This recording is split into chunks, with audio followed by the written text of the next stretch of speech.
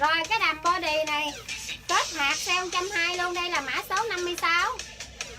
Mã số 56 nha, sale 120.000 nha. Xưng ti cho chị số điện thoại nha, có mất ngực luôn nha.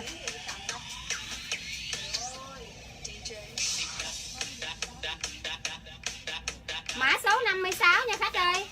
Rồi ok 56 cho Ngọc Quý. Phương Hồng hết nha.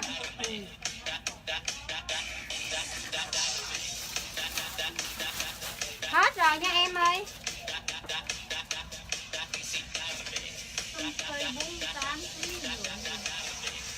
Đấy là cái gì vậy? Vừa nha em. Xưng ti cho chị số điện thoại nha. Rồi cái đầm này sale 100 nha. Đây là mã số 61. Ngọc Bính màu 56 hết, 86 hết rồi nha em. Rồi mã số 51 nha, sale 100.000 nha. Ai lấy chốt giùm chị nha, xưng ti cho chị số điện thoại mới chừa hàng nha xưng ti ơi. Rồi mã số 51 61 cho Ngọc Quý 100.000. Xưng ti cho chị số điện thoại gấp nha.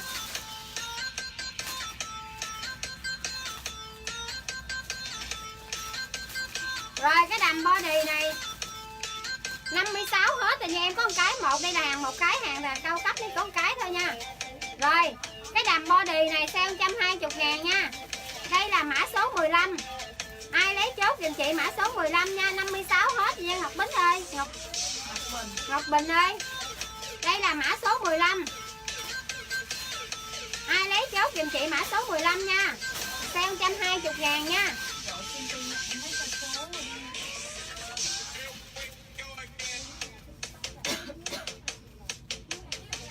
Em ơi form bên chị là dưới 49kg đổ lại là vừa nha. Còn em trên các số ký đó em thích cái mẫu nào em cho chị số ký và chiều cao cân nặng của em nha. Để chị kiếm người bằng số ký của em thử form cho em nha. Rồi ai lấy chốt giùm chị cái đầm này nha.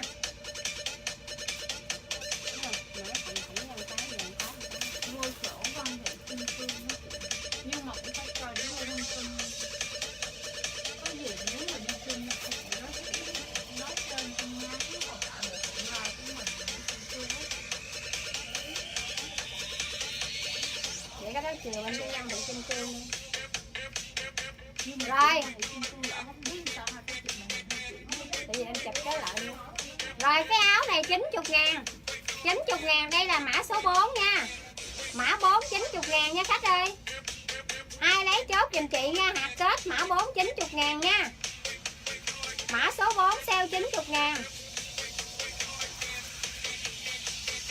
Ai lấy chốt giùm chị cái áo này nha, 90.000 nha. Hạt kết xong nha.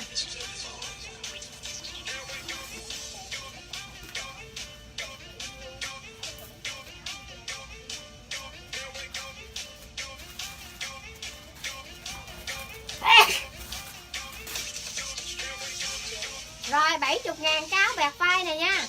70.000 đây là mã số 1. Hàng còn full tắp mạc mã 1 nha. Sale 70.000 nha khách ơi. Mã số 1 nha.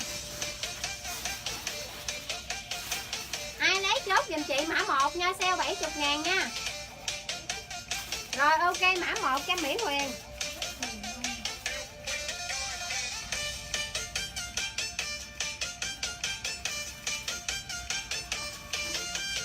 Kim Nguyễn không có mà không có nữa nha. Em chờ gì chút xíu nha. Mã 1 hết nha Nguyễn Thị Cao Phi ơi. Rồi cái áo này là mình bẹt vai vậy nha, mình cột bẹt vai nha. Cột hai cái tay và bẹt vai nha. Rồi sale 70.000 đây là mã số 58 nha. Áo ống nha. Mã số 58. Ai lấy chốt giùm chị 70.000 có bớt ngực mã số 58 nha.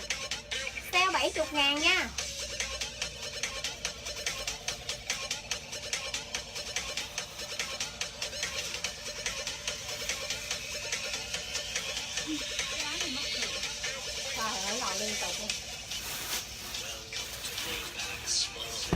Rồi cái áo lông màu này 70.000. Đây là mã 2. Đây là 2 hồng nha, 2 hồng và 2 tím nha. Sale 70.000 nha khách ơi. 2 hồng hồng và 2 tím sale 70.000 nha. Ai lấy chốt giùm chị mã số 2 nha. 2 hồng và 2 tím. Đây là 2 hồng sale 70.000 và 2 tím nha. áo sơ mi trắng. Không biết em chờ chút cái áo ở đây nhiều quá chị không nhớ nổi luôn á.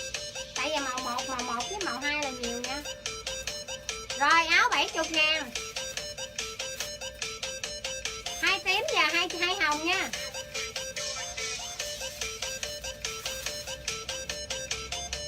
Rồi sơ mi hoa này chị bán 50 luôn. Đây là mã số 37. Mã số 37 nha, 50.000 luôn.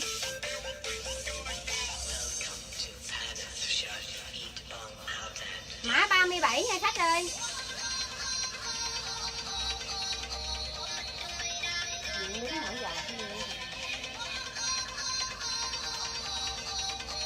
Dương Nguyễn 2 tím. Rồi ok Dương Nguyễn 2 tím nha. 70 đúng không? Rồi 37 cho Trang Trang.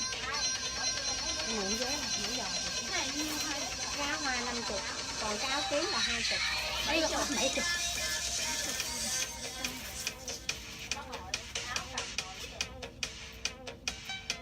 Rồi cái áo này còn sót là màu đen nha khách ơi, 70.000 nha. Ai lấy chốt giùm chị mã số 5 nha. Mã 5 sale 70.000 nha, còn sót là màu đen. Hồi nãy hồng rồi xanh rồi xanh hồng kem, bây giờ còn sót đen nha. Thanh Kiều, rồi bữa nay tao biết mỗi giờ. Nay biết mỗi giờ khách đi ngày hoài mỗi giờ. Rồi 50.000 rồi ok Huyền Mỹ nha. Lát đứng lên mỗi giờ quá chịu hết nổi rồi. Rồi sơ mi hoa này đen logo thiêu nha. Cái mẫu này chị sale 90.000. Đây là mã số 53. Ai lấy chốt giùm chị mã số 53 nha. Sale 90.000 nha khách ơi. Logo thiêu nha, rất đẹp nha. Giải là giải von nha.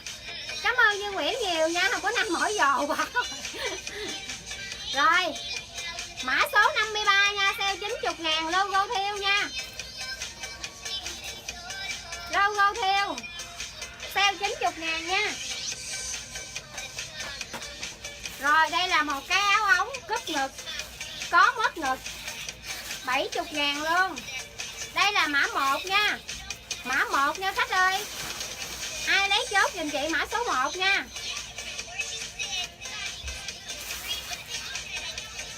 Đúng rồi, ngồi mới có sức. Mã số 1 nha.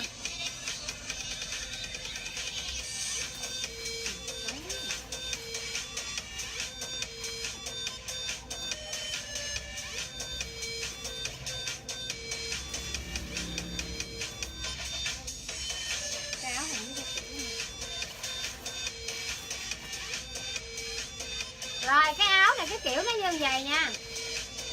Rồi 50.000 luôn, mã số 54.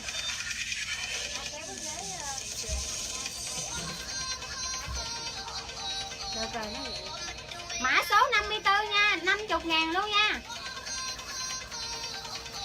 Ai lấy chốt giùm chị mã số 54 nha.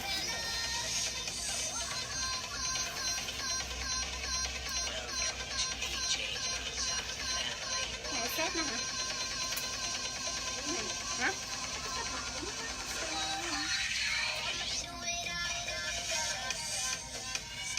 Nó vậy. Hết chờ chị chút xíu chị gài cái này lại ra. Này gì vậy?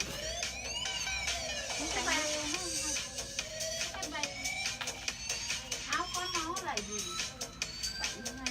Rồi pha mấy chị nắm cái này lên cái chị bán. Rồi cái này là cái áo beo của nó quá, 90.000 nha. 90.000. Này cái beo của nó ấy như vậy quá. 90.000 cái chân váy này, mã số 39 nha. Ai lấy chốt giùm chị nha, mã số 39 nha. Ai lấy chốt giùm chị nha khách ơi, mã số 39 nha.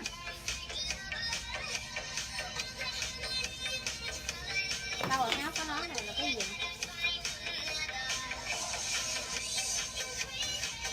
Áo có nói là cái gì? Nãy giờ nó còn nó mà có nói không? Có một cái áo chắc phải như lại. Rồi 70.000 mã số 44.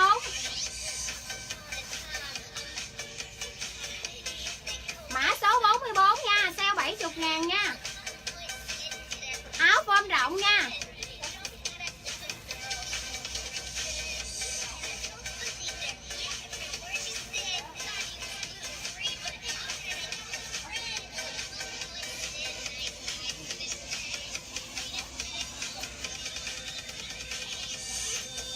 Rồi cái đầm hoa này sale 120.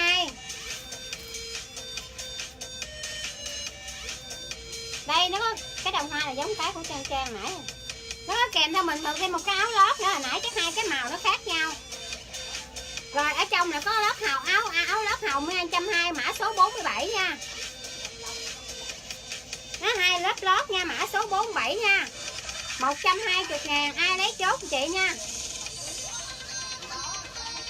Rồi sale 120 nha. Mã số 47 nha khách ơi.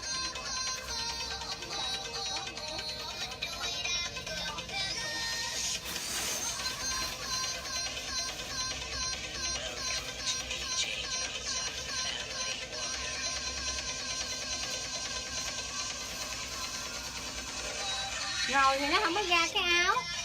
Rồi áo thun này 70 nha. Hàng còn full tắp mặt, ai lấy chốt giùm chị mã số 5. Mã 5 nha, sale 70.000 nha. Mã số 5 nha khách ơi. Hàng còn full tắp mặt luôn nha.